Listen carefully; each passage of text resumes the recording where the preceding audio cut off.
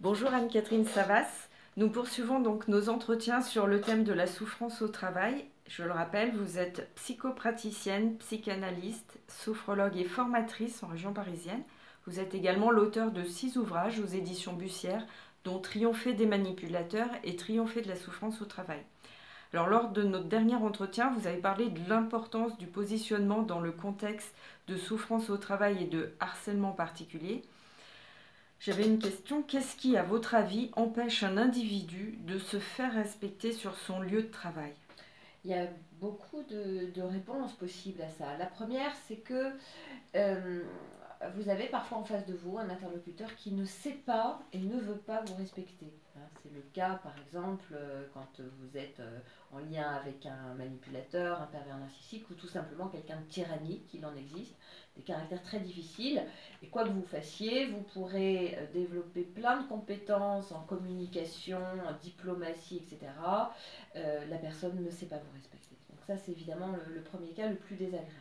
Ensuite, il faut voir que le groupe favorise l'émergence de comportements qui parfois sont moins humains, hein, pour ne pas parler des choses graves. On a vu qu'il y a des gens qui ont été poussés au suicide sur leur lieu de travail, donc ça c'est l'extrême.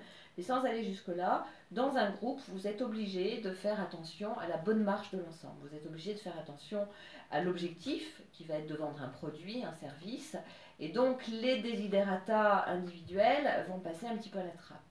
Alors jusqu'où, hein, ça c'est la grande question qui permet de mesurer le taux de souffrance au travail, mais vous ne pouvez pas vous faire respecter tout simplement parce qu'il n'y a ni le temps ni l'espace pour le faire comme si vous étiez seul ou avec juste votre conjoint. Enfin, parfois il arrive qu'on ne se fasse pas respecter tout simplement parce qu'on ne sait pas le faire. Hein, on ne sait pas se faire respecter. Je suis toujours surprise quand on me raconte dans mon cabinet telle ou telle façon de communiquer, tel échange avec quelqu'un, et que la personne est très étonnée qu'on ne l'ait pas entendu, qu'on n'ait pas devancé ses besoins, qu'on n'ait pas compris de quoi elle avait besoin. Mais non, on ne l'a pas compris parce qu'elle ne l'a pas exprimé. Hein, c'est-à-dire que se faire respecter, c'est accepter aussi et avant tout de formuler les choses. Déjà d'en avoir une idée assez claire. Hein, ça, c'est pas forcément facile et un travail sur soi peut aider. Hein. On n'a pas tous besoin de la même chose pour se faire respecter. Moi, il y a certaines choses que je vais vivre comme un manque de respect et vous, non. Hein. Donc tout ça, c'est très individuel. Et puis après, bien sûr, clarifier, faire des demandes claires, hein, c'est la base de la communication. Mais pourquoi dire non et poser ses limites, c'est si difficile? Alors, c'est difficile parce que parfois, bon, je l'ai déjà évoqué, vous avez en face de vous quelqu'un qui ne peut pas entendre votre nom. Il faut quand même rappeler que dans le cas de la souffrance au travail, il y a parfois des réelles menaces de perdre son emploi. Hein. Et évidemment, la personne qui vous harcèle, elle va jouer là-dessus. Hein. Elle va vous dire, oh mon petit, vous savez, ça ne sera pas mieux ailleurs. Hein. Moi j'entends des gens qui me racontent des choses comme ça. Donc, dire non, qu'est-ce qui va se passer si je dis non à un énième dossier à gérer, à encore des heures sup non payées? Je risque de perdre ma place. Et c'est une peur qui est fort répandue. La question, et ça on essaie de clarifier ça dans un travail thérapeutique, c'est est-ce que cette peur est justifiée ou non? Alors on n'a pas une réponse fiable à 100% bien sûr, mais on a quand même quelques idées. Il est possible quand même d'arriver à voir s'il y a une réelle menace, si la personne est vraiment en danger de perdre son emploi. Est-ce que si elle dit non, elle prend la porte ou on l'accuse de faute grave, hein, ça existe, hein, qui veut noyer son chien, l'accuse de la rage. Hein. Ou alors, est-ce que c'est simplement un fantasme, une peur qu'elle a, qu'il va falloir apprendre à, comment dire, à dépasser. Et ça nous renvoie là encore au fait qu'il faut comprendre qu'est-ce qui se joue en nous, pourquoi, hein, pourquoi on n'arrive pas à dire non, de quoi on a peur. On a peur d'être rejeté, on a peur d'être plus aimé, mais ça revient au même, de décevoir, on a peur de trahir l'image que les autres ont de nous. Hein. On a une image de soi. Moi, je reçois des gens qui me disent, mais vous comprenez, je suis tellement honnête. Ben, il ne s'agit pas de devenir malhonnête, mais il s'agit peut-être de ne plus être honnête jusqu'au sacrifice. Et honnête par rapport à quoi? Honnête par rapport à une image ou un rôle qu'on veut jouer. Hein, je suis la personne sur qui on peut toujours compter. je suis celui ou celle qui est compétent jusqu'au bout et qui va toujours tirer les autres d'affaire, etc., etc. C'est très dangereux tout ça. Hein, tout ça, ce sont des images qui nous enferment dans un rôle qui peut nous mener parfois à notre perte. Moi, je sais que j'ai passé un grand cap dans ma vie personnelle le jour où j'ai reçu un coup de téléphone, j'étais en train de faire mes courses et c'était un de mes patients qui m'a dit: Anne-Catherine, je suis devant votre porte, vous n'êtes pas là. Et là, je me suis rendu compte que j'avais complètement oublié. Hein. C'était un jour où d'habitude, je ne recevais pas de patients. Et j'aurais pas dû d'ailleurs lui fixer un rendez-vous puisque j'ai oublié. Et ce jour-là, j'ai compris que si j'étais,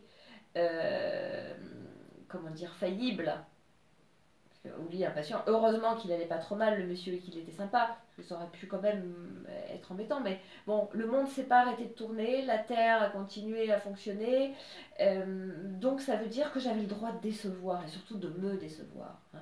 Et c'est ça la question. Si j'accepte de me décevoir et de prendre le risque, enfin de décevoir l'image idéale que j'ai de moi, hein, de la personne toujours compétente, qui est capable de tout faire, si j'arrive à décevoir cette image-là, et surtout à oser décevoir l'autre, que je ne vais d'ailleurs peut-être même pas décevoir, parce que je ne sais même pas ce que l'autre attend de moi. Hein. Ça, c'est moi qui le fantasme, c'est moi qui imagine que l'autre attend ça ou ça.